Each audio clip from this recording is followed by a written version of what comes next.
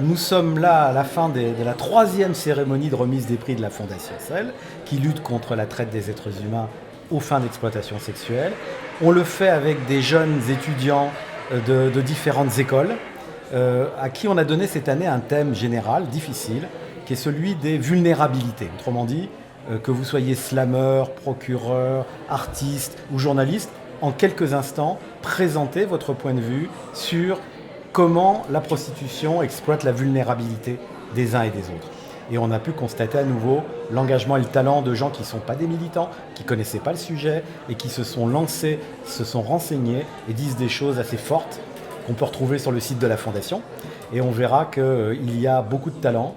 Dès lors qu'on met les gens au défi de faire des choses difficiles, ils le font très bien. Il n'est guère contestable que la prostitution a changé de visage. Ce changement est dû au poids croissant des réseaux de traite des êtres humains, au poids de la contrainte économique, à l'isolement relationnel.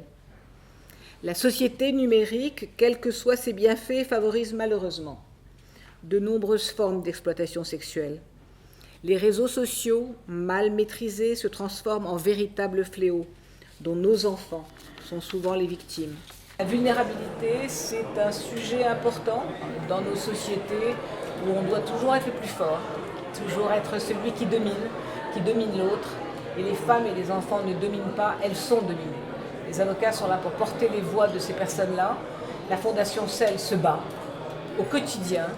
Et donc notre devoir était de les soutenir année après année. Nous le soutiendrons encore l'année prochaine, car la tâche est immense. Même si la loi a été votée, ça n'est qu'un début d'un très long chemin. Et il ne faut donc pas se décourager, il faut que tout le monde soit concerné. Car j'allais dire, souvent la prostitution se part de beaux atours, mais derrière ces beaux atours, il y a vraiment la peine, la tristesse et l'isolement. Nous avons créé, vous le savez, je le redis simplement, un centre de documentation qui comprend plus de 10 000 documents avec Sandra, Catherine, un site internet qui est regardé tous les ans par plus de 200 000 internautes et qui est dirigé d'ailleurs par Frédéric qui est quelque part par là, le voilà, il est caché, François qui fait partie de notre équipe et tous nos amis qui sont venus nous aider. Alors nous avons aussi essayé de regrouper un certain nombre d'associations autour de nous, le Mouvement du Nid, l'Amicale du Nid, Abolition 2012 qui comprend à peu près une soixantaine d'associations féminines. Et puis au niveau international, et c'est pas le last but not least, c'est très important, nous avons créé avec d'autres mouvements un réseau, ce que nous appelons le CAP, c'est-à-dire la Coalition pour l'abolition de la prostitution dans le monde, avec pour l'instant 14 membres en Inde, en Irlande, en Afrique du Sud, etc., etc. Et nous allons continuer à promouvoir l'international. L'évolution de la société, les événements graves qui sont en train de se produire, notamment la migration de toutes ces populations, vont manifestement aller dans le sens d'une augmentation de la prostitution et de la traite des êtres humains. Pourquoi ? Parce qu'il est bien évident que toutes ces populations migrantes sont particulièrement vulnérables et parmi ces populations, les femmes et les enfants. On le constate dans la migration, on le constate aussi chez nous, tous les jours, dans notre rue, dans notre ville et dans notre pays, parce que l'accroissement de la pauvreté aussi rend les personnes de plus en plus vulnérables et donc vulnérables à ces fléaux que sont la prostitution et la traite des êtres humains.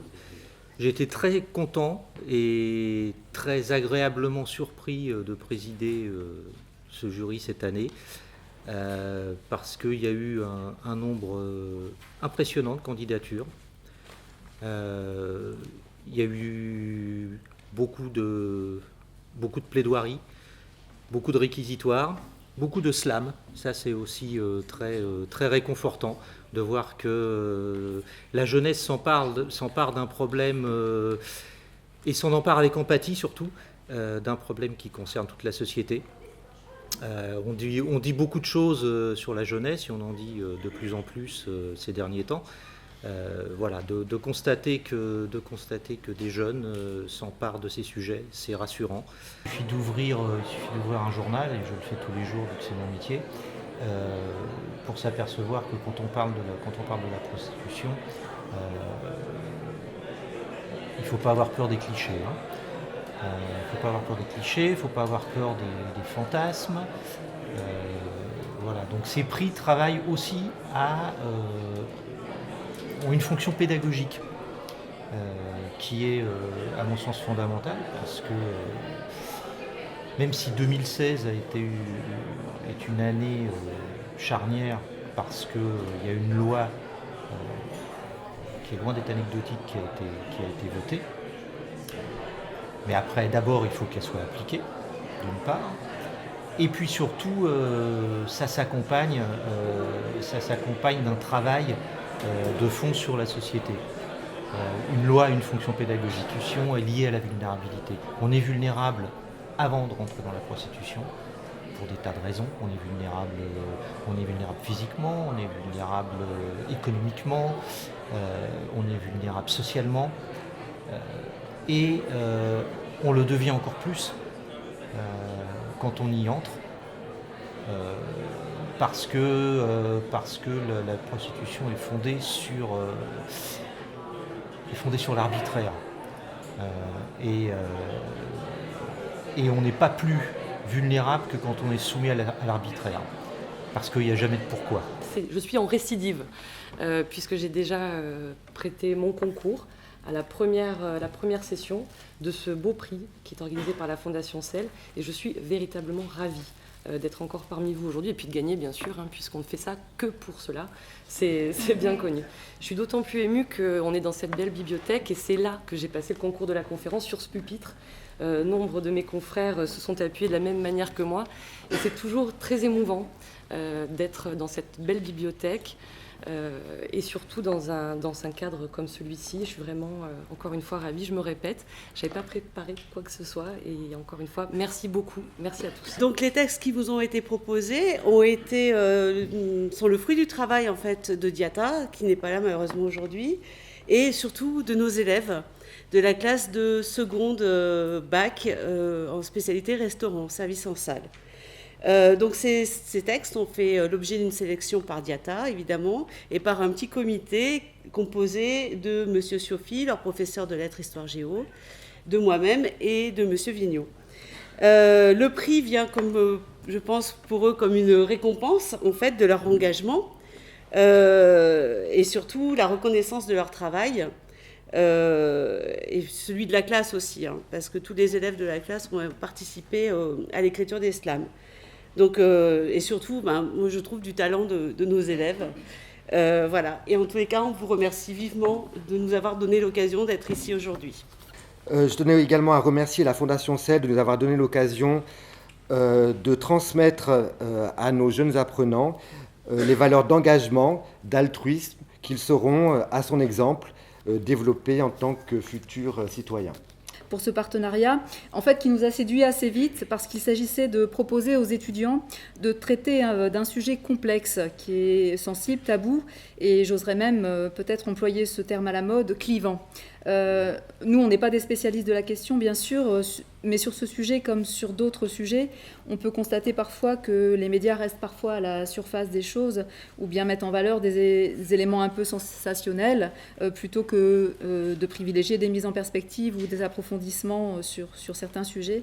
C'est pourtant dans cette voie que l'on souhaite pousser les étudiants. Donc contourner les clichés, travailler les dossiers, y compris quand c'est fastidieux parce que ça suppose d'étudier des données, des rapports, y compris quand c'est dérangeant, sensible, idéologique. Le but, c'est de s'approcher du plus juste, ce qui va réellement informer le public.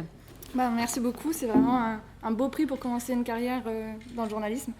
Je peux vous assurer qu'on va continuer à réfléchir à ces sujets et de façon la plus juste possible. Je sais que le reportage qu'on a fourni était certes un peu long, c'est toujours les problèmes de longueur en journalisme, on nous reproche toujours de faire un peu trop long. On voulait faire un portrait un vrai portrait de quelqu'un qui se dit libre de faire ses activités. Il y a beaucoup de partenariats entre cette problématique qui est finalement la prostitution et le droit, les médias, il manquait peut-être quelque chose, ou peut-être que les médecins étaient un peu absents, et je me dis que peut-être par la suite, les médecins, les professionnels de santé pourraient être un peu plus présents pour défendre finalement cette situation qui est une violence faite aux femmes. Et ce n'est pas une violence théorique, c'est une violence qui a des conséquences sur la santé des femmes, sur le plan psychiatrique, sur le plan gynécologique, sur le plan sexuel, et aux médecins de se positionner. Et j'espère que nous allons pouvoir faire un partenariat extrêmement étroit dans les années à venir. Pourquoi ? Parce qu'en fait, il y a beaucoup de mémoires, il y a beaucoup de thèses qui sont faites sur ce sujet. Et ce partenariat serait peut-être enrichissant et peut-être impliquerait un peu plus la profession médicale. Je tiens d'abord à remercier le jury de m'avoir accordé ce prix. C'est vrai que j'ai fait le choix d'un visuel assez choc et en même temps il y avait un but de montrer que j'aurais pu en parler avec subtilité, mais je pense pas que ce soit toujours un sujet qui soit toujours très subtil, justement. Je voulais vous remercier aussi bien notre école que la Fondation CEL pour son action, pour la possibilité du partenariat et le fait que ça nous ait permis aussi de réfléchir sur un sujet qui n'est pas facile.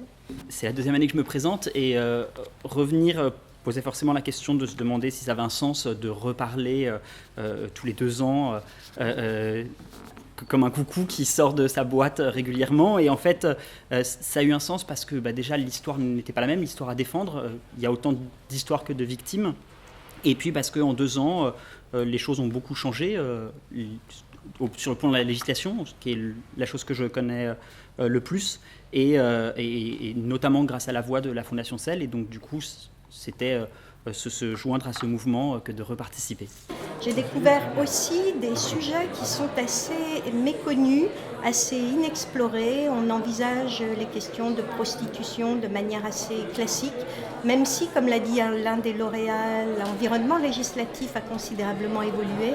Il reste des questions entières qui ont à voir avec les attitudes prostitutionnelles, parfois méconnues même par leurs auteurs, qui ont à voir avec la violence dont les jeunes font sexuelle, dont les jeunes font l'objet, mais qui est parfois aussi une violence médiatique. Ce n'est pas seulement la violence au sens agression sexuelle. Je vois que les statistiques font encore état du chemin qu'il reste à parcourir.